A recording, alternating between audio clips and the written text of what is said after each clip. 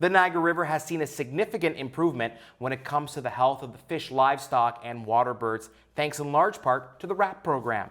Natalie Green from the MPCA is here. Natalie, dive into the RAP program.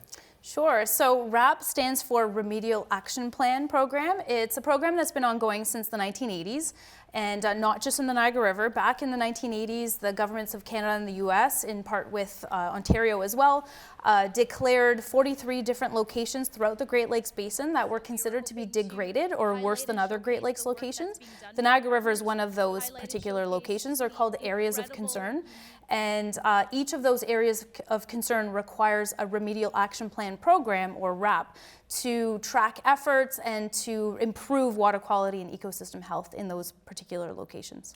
There are 14 environmental indicators, and there's issues with 4 of them. Is that right? Yeah, that's right. So all of the areas of concern have the same list of 14 potential indicators. For the Niagara River, we only have 4 left. And the one that we're talking about and celebrating and recommending right now is related to fish and wildlife populations. And now there's one that has moved out of the areas of concern. Is that correct?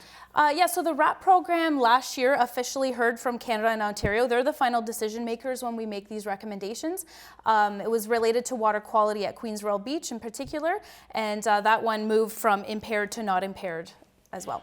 Now, this has to be approved by both the provincial and federal government, right? So it goes through a bit of a process? Yeah, it's a bit of a lengthy process. So first, our Remedial Action Plan team identifies all the actions that we need to do, whether that's monitoring or restoration efforts. We have a 5-year delisting plan that we actually use to guide our efforts.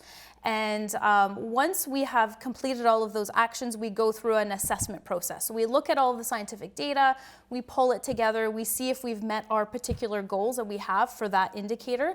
And if the data shows that we have met the goals, then we go through an engagement process. That's where we're at right now, where we put a recommendation forward to say, we know we've met all of our goals, and we want to change the status from impaired to not impaired. That signals environmental improvement. And then now we're looking for feedback from the community, from different partners, and from different groups to find out if they agree with our recommendation before we can move it forward to Canada and Ontario for the final decision. Now, public input is almost mandatory, is that right? It's definitely required and encouraged, and we really want to hear from the community because it's the protection and improvement of the Niagara River is no one organization's responsibility. We all have a role to play in protecting and improving the environment. So we want to hear from people who also have a role in that place as well. So yeah, engagement is a big part of it, and we put a lot of effort forward to make sure that people are aware of what's happening, what we're recommending, and we want to hear from the community about what they think as well. And they have up to May 31st? That's right, yeah. So our engagement process is 30 days. So we started in April, and the last day for feedback is May the 31st. There's lots of different ways for people to get involved and to learn more. We do have a website. This kind of acts as a one-stop shop. It's our online engagement portal. There's a project tile there, and on that website people can find the assessment report, the 2 technical studies that were done if they want to dive into the science behind the recommendation. We have a brief survey for people to fill out, some FAQs, and we actually hosted a webinar last week with 2 scientists that led those studies, and the webinar is recorded, and that's also online as well. What did the scientists share at the webinar? They shared their comprehensive studies that were done. So we had a scientist from Fisheries and Oceans Canada who talked about the fish community and how the fish community is healthy and diverse and supporting recreational fisheries as well. So there's a whole presentation, about 15 minutes, just on the fish community. And another scientist from Environment and Climate Change Canada who talked about the contaminants in colonial water birds that rely on the waters of the Niagara River to sustain their life. And that monitoring goes back to the 1970s. So it's a really interesting data set because we can go back in time and look at how contaminants have declined over time, and that they remain stable and they're not affecting populations of colonial water birds in the Niagara River. Somebody who might not use the river for either fishery or use in general, how does this affect them?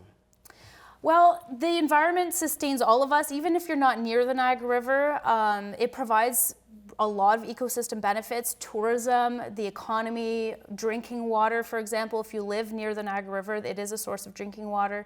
It's a source of the economy, is for the tourism. And overall, it's providing a lot of ecosystem benefits for all of us, regardless if you live close to it or not. It's impacting the other two adjacent Great Lakes, Lake Erie and Lake Ontario, which is where we live between two of those Great Lakes. So if the water is good in the Niagara River, that also helps support good water quality and environmental benefits throughout the whole area. Do you have a timeline of when this is going to go to the provincial government, federal government, and ultimately a decision? Yeah, sure. So we're hoping that by fall we'll have a full report, because we have to compile all of the feedback that we receive from the community into a full report. We're hoping that will go to the government in the fall.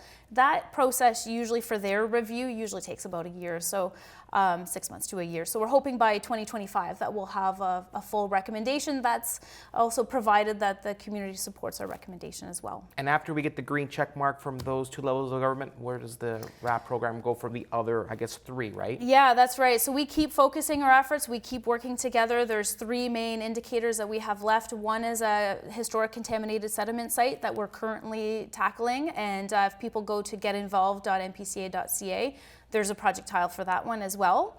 We're working on fish consumption restrictions. Those are also related to contaminants in fish, but when people eat them, so it's a little different than the one I'm talking about today. And habitat is the last one, and we have made tremendous progress on habitat, so we're hoping by fall we're back here again for another recommendation. We're just working on the report right now. Natalie, thanks so much for being here today. I really appreciate it. Thank you so much for having me.